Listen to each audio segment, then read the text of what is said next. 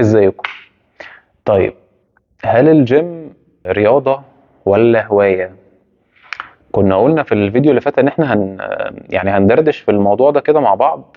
بس هو بصراحة موضوع معقد شوية. الجيم كثقافة، هو كل الناس بتحب الجيم، مفيش حد في الدنيا ما دخلش الجيم، ولاد او بنات او ناس كبيرة ناس صغيرة، كل الناس تقريبا راحت الجيم ولعبت واتمرنت بس هل هو في الاخر رياضة؟ يعني ينفع اقول انا بتمرن جيم؟ هي كلمة دارجة بنقولها كتير، بس الجيم مش رياضة. تعالوا نتكلم كده مع بعض ونشوف الجيم رياضة ولا حكايته ايه. يلا بينا. طيب، اللي انا هقوله ده يعني الكلام طالع من دماغي، لا انا محضر ولا مذاكر ولا قاري ولا اي حاجة، يعني هتكلم كده ايه بخبرتي وباللي انا شفته وباللي انا عشته. طيب، الجيم بالنسبة لي مش رياضة، يعني ما ينفعش أقول أنا بتمرن جيم، هي كلمة دارجة، بس بتمرن حديد، بتمرن جيم، بتمرن أيا كان. طيب، هي الرياضة اللي بنلعب ليها الكلام ده رياضة كمال الأجسام. وما ينفعش أي حد فينا يروح الجيم ويمسك دمبل ولا بار يقول أنا بلعب كمال أجسام، لأن إحنا مش رايحين عشان ندخل بطولة. طيب، إيه هو باختصار؟ في وجهة نظري يعني المتواضعة جدا، هو الجيم هو مكان بروحه وبنفذ فيه الرياضة اللي أنا عايزها. يعني انا ممكن اروح الجيم عشان اكبر عضلات، ممكن اروح الجيم بغرض ان انا العب كارديو، انا عايز اطول نفسي وعايز يبقى عندي انديورنس وعايز ابقى استحمل اكتر ونفسي يبقى احسن والكلام ده. ممكن اروح الجيم بغرض ان انا ما اكبرش عضلاتي بس اقويها زي لعيبه الكوره، هم عايزين انديورنس، هم عايزين العضله تستحمل مجهود كبير، هم عايزين العضله تستحمل يجري بيها بكام كيلو في الماتش. ممكن اروح الجيم عشان انا بتمرن رياضه وعايز احسن ادائي في الرياضه دي، انا بتمرن مثلا هاندبول، فانا اروح الجيم العب فيتنس بطريقه معينه عشان ابقى اقوى في الرياضه بتاعتي. فهو الجيم باختصار انا بروحه، بس اهم حاجه في الفكره ايه بتاعت الجيم ان انا لازم يبقى ليا تارجت الاول.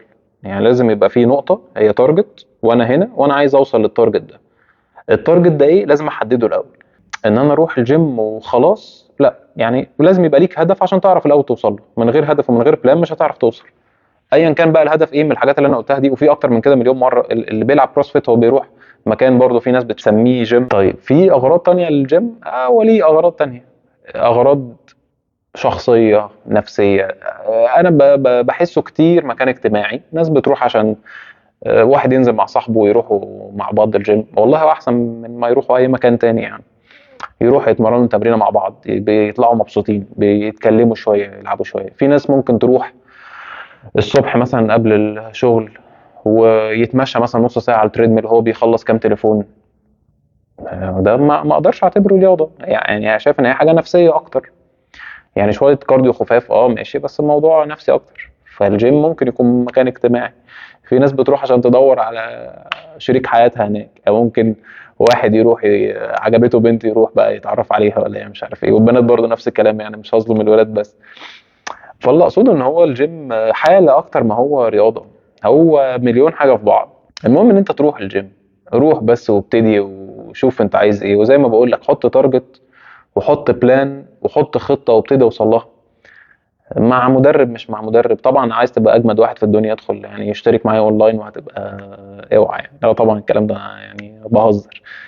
يعني ايا كان معاك مدرب معاكش مدرب، الجيم ما فيهوش تولز كتيره، روح الجيم فيه تولز كتيره، روح هتنبسط، روح ما فيش العب في البيت بس، اعمل اي حاجه. ده باختصار رايي عن الجيم. هو بس اهم حاجه في الدنيا ان انت قررت تلعب رياضه وقررت تروح الجيم، خلاص يبقى خد بقى الموضوع بجد بقى، اكنك بقى بتلعب رياضه، كأنك بتلعب ايا كان الرياضه ايه. انا ليا تارجت وليا وقت حاطط فيه، مثلا انا هتمرن لمده 3 شهور عشان اوصل لكذا، هتمرن 6 شهور عشان اوصل لكذا، ايا كان تارجتك ايه. بس اعرف تارجتك ايه واعرف البلان اللي هتمشي عليها عشان توصل، وابتدي اتحرك على طول. دي كانت دردشه ظريفه كده يعني. انا احمد صالح من ريبتايل فيتنس، ولو عجبك الكلام ده اعمل فولو سبسكرايب.